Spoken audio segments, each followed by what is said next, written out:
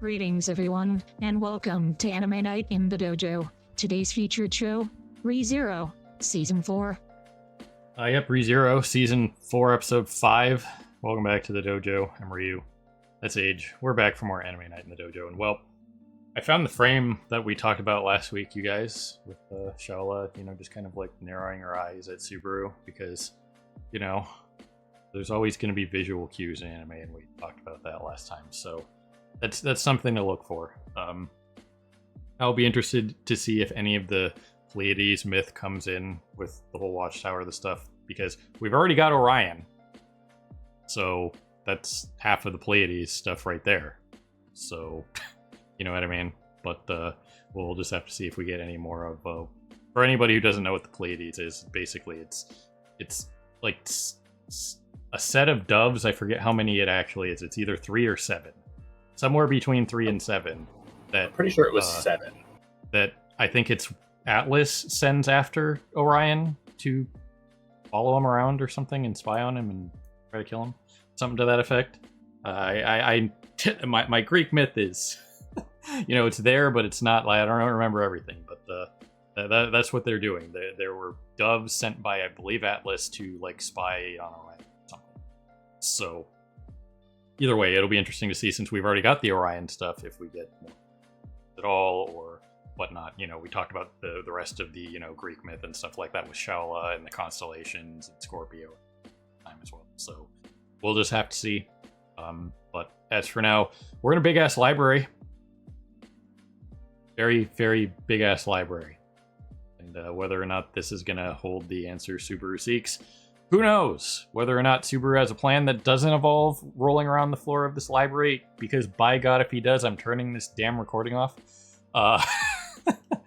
We'll just have to see. But what was the thing that it was Patrochet being healed by that spirit healer room that's probably gonna come back at some point, and inexplicably that's gonna revive Rem, right? Just because they told him it's not going to work, somehow it's going to work, right? Inexplicably, and he's going to go through all this crap, and all they had to do was stick Rem in that room and just whatever.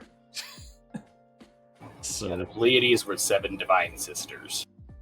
I was pretty sure it was 7. It was double checking real fast. Yeah. So either way, just keep it going. I mean, we pretty much talked everything out. We'll just have to see where this goes, how much Greek myth comes into it, that kind of thing. Something I will say that I've been seeing a lot of in my feed, because once again, now that we're doing ReZero, it's all over my feed, is people talking about and I don't think because to spare myself potential spoilers, I didn't look into this, but there's a lot of people talking about Subaru's parents and what they're going through with this, that, and the other thing with his disappearance and whatnot. And it seems to be a very big topic right now. I don't know if that's because of what's going on potentially in the source material as it's being written right now, but from everything we've seen, there's still pretty big sus on Subaru's mom, story-wise. So and her fear of small spherical objects. Yeah, so I've seen a lot of people in these discussions talking about that when Subaru sees them in the sanctuary, he only got to kind of get closure, but they didn't see that. They didn't get their closure, and whatever. It's just I don't believe that. Subaru's mom had something exactly like this going on in the sanctuary. It's like she knew. Yeah, from what little I know about Arc 10, I haven't heard of anything about the parents coming back up.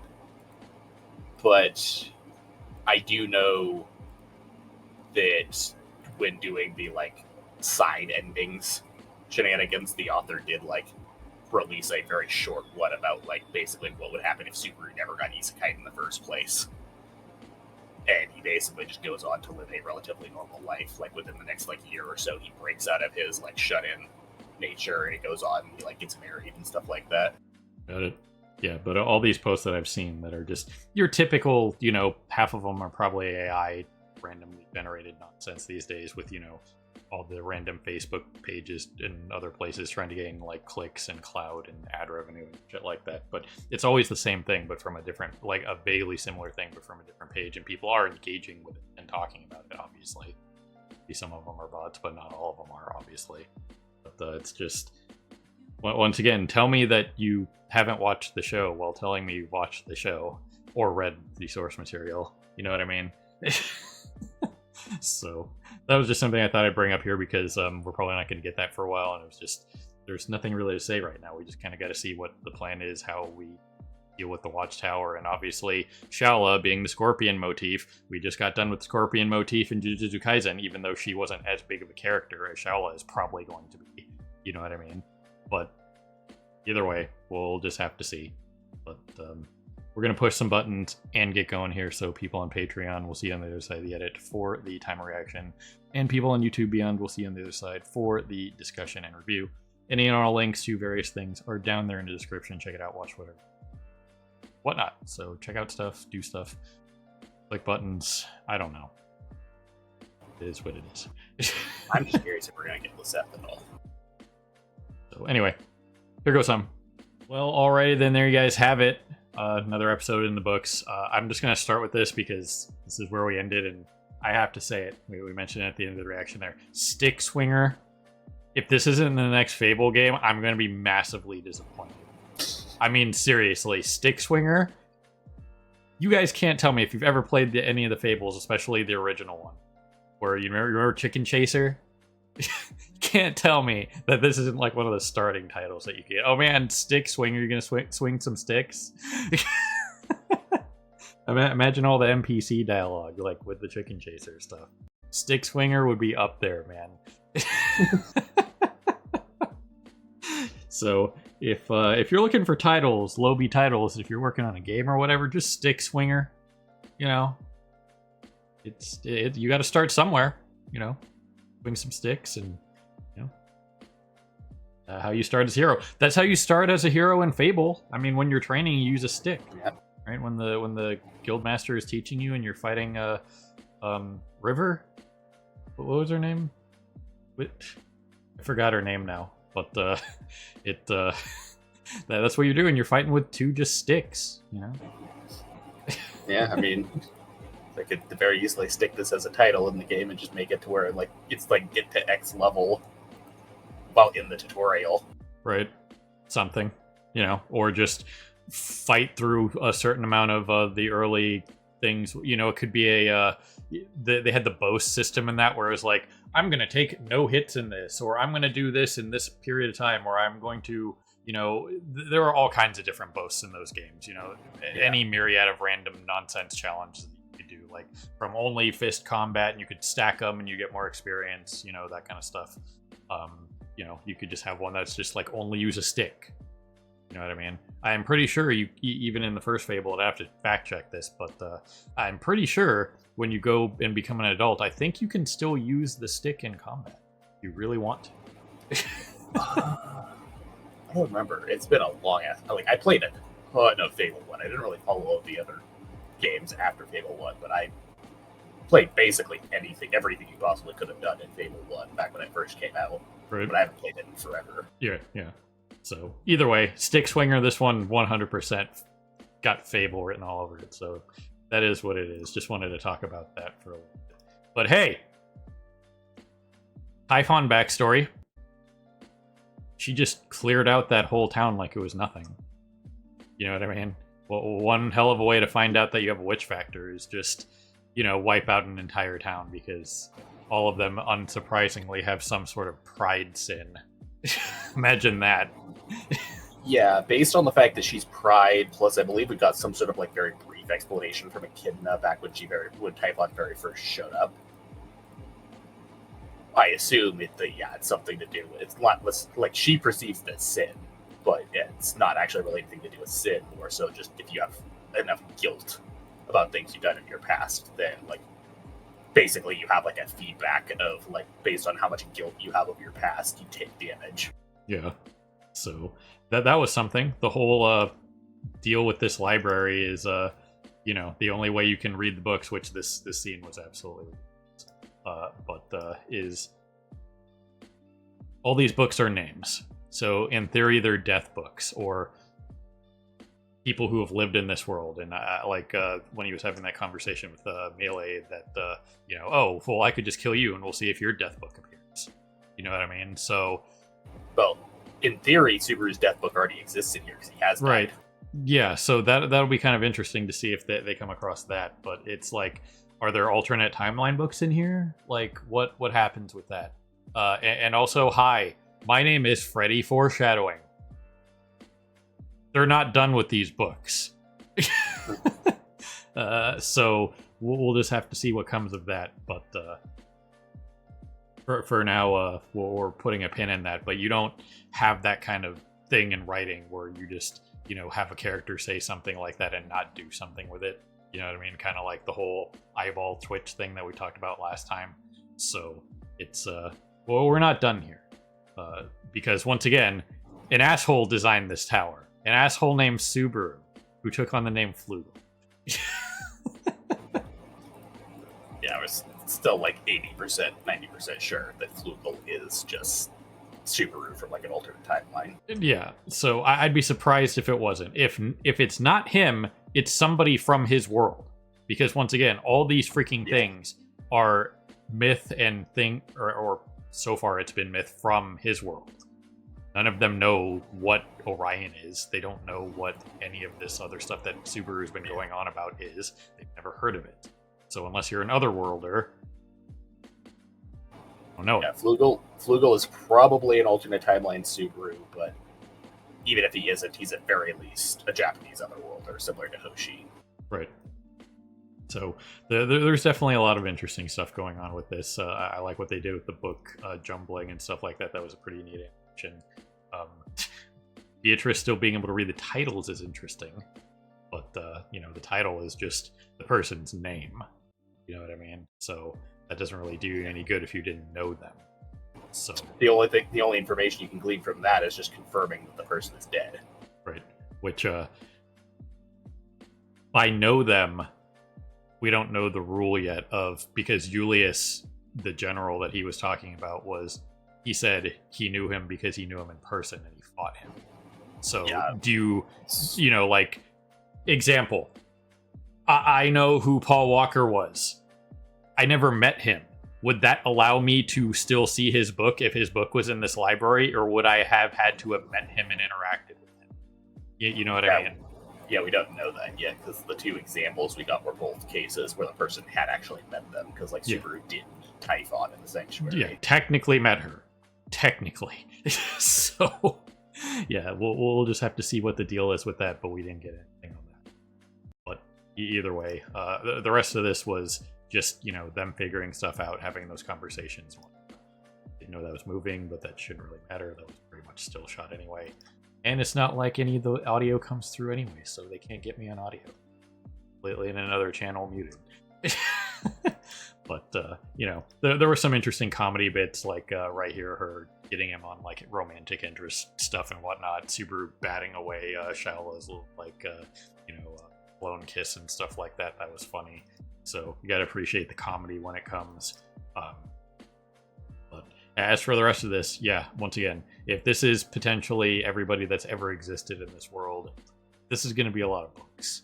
You know what I mean? So they're definitely not done here because there's going to be information here. I mean, even if it's just everyone who has freaking died since the inception of the tower itself, it's still going to be a ridiculous amount. Right, so 400 years of people. That's still... Well, I mean, it actually probably... It might have existed. Typhon's death in particular throws a big questionable factor in that, because we know that the current purpose, at least, of the towers is supposed to be to overwatch Satella's seal. Yeah. So, but Satella doesn't get sealed until a while after she consumes the other witches and tries to destroy the world. And so, friggin', if it only were to record people who have died after its inception, that would mean the tower would have to predate Typhon's death. Yeah. So, I don't know, but I'd be incredibly surprised if we're done with this. You know what I mean? A death book is an incredible amount of information. You know what I mean? Just in that brief bit that we got on Typhon, that kind of thing. So I doubt we're done here. But you know, the rest of this was Shaola explaining the rules. Now, something to point out here. Besides all of her unbelievable otherworldly dad jokes, which Subaru clearly turned into his dad, if we're right about that, was the fact that Anastasia calls her on the how many rules there are, right? And she was vehemently, genuinely surprised by the fact that Anastasia got it right, being 5. But later in the conversation, when she says that there is no 5th rule, right after that, she says that lying takes it out of her. So she lied about the no 5th rule. You know what I mean? So, any and all rules that apply here, there's something missing. You know what I mean? There's going to be, let's keep running under the assumption that this is Subaru's tower and his rules. He's going to have some random jerky Subaru rule in it that, you know, she couldn't tell. You know what I mean? Like, under any circumstances. There's probably a part of her contract, if you will, that she can give out the rules to a certain extent, but not the super secret part of the rules. You know, the secret menu at In-N-Out or whatever. So... Yeah, because once again, going under the assumption that Flugel is Subaru, he's probably trying to force a very specific outcome with this timeline Subaru. So he's come up with a bunch of convoluted rules based on his knowledge of the different timelines and stuff like that to try to force the Subaru into a very specific outcome. Yep. So we'll just have to see what happens with that. Speaking of comedy, the fact that they had Melee just writing her, you know what I mean? It's like, take control of her, and she just, yep, like full on like bang boo robot, just. But either way, yeah, this whole thing is just kind of is what it is, you know, figuring stuff out, playing the characters against each other, that kind of thing. I mean, also, freaking sticking Melee in charge of Shaola. Melee's probably like the most useless of them right now because she doesn't have any mobbies to control. Yeah.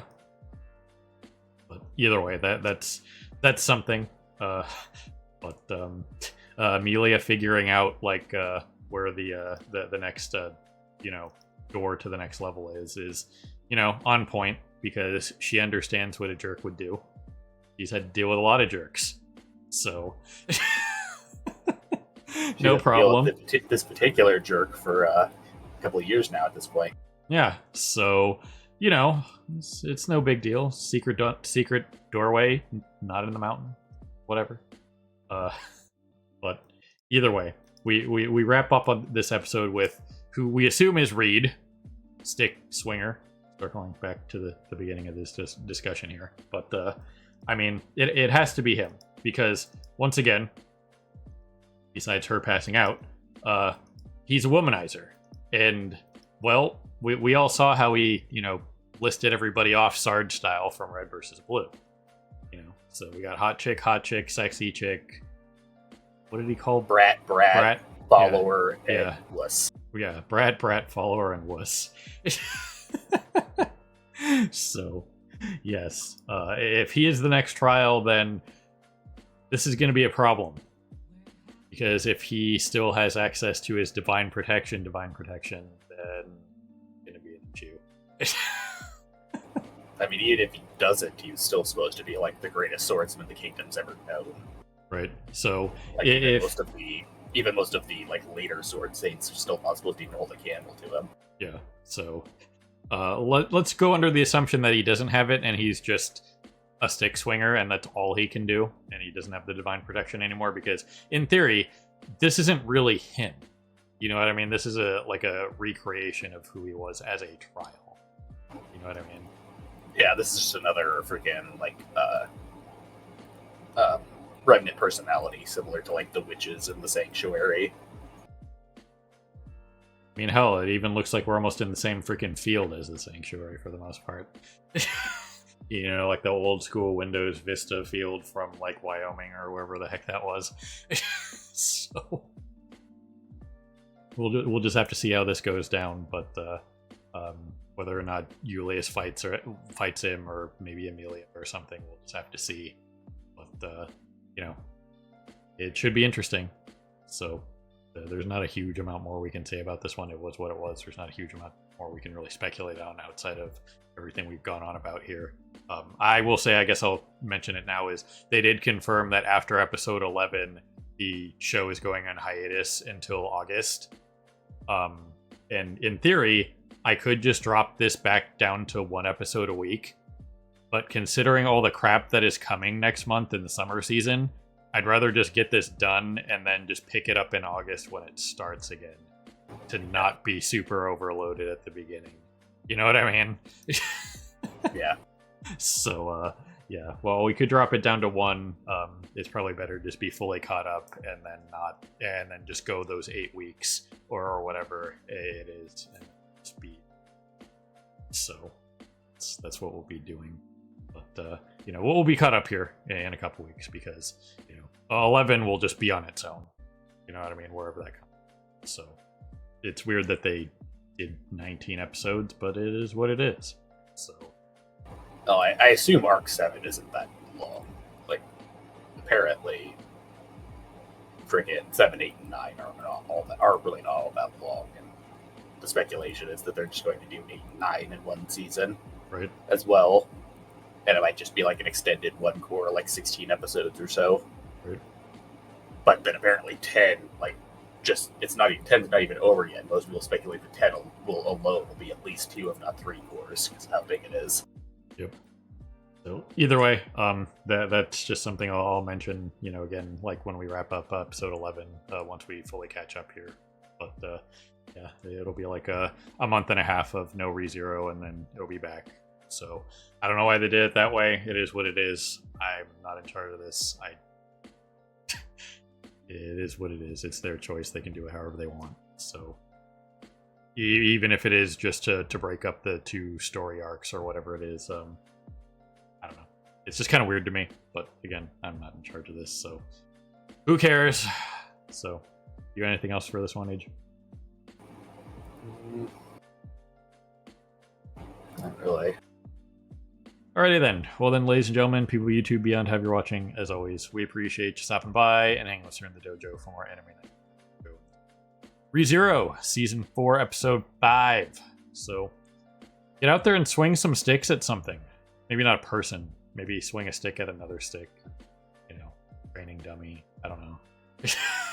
Well, whatever they did in Fable. They had those dummies that were full-on wacky wailing inflatable arm flailing tube men, even though they were straw and it made no sense. Maybe go play Fable 1 if you haven't. It's a pretty... I think it still holds up. I played it a couple years ago on stream and it was still very fun.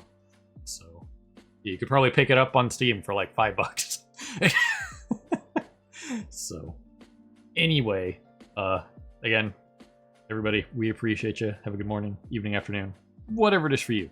Have a good one. We'll see you next time. Hey everyone, Victoria here. If you enjoyed the video, please consider pushing those like and subscribe buttons. Your support is greatly appreciated. Thanks again for your time, and we hope to see you again in the future.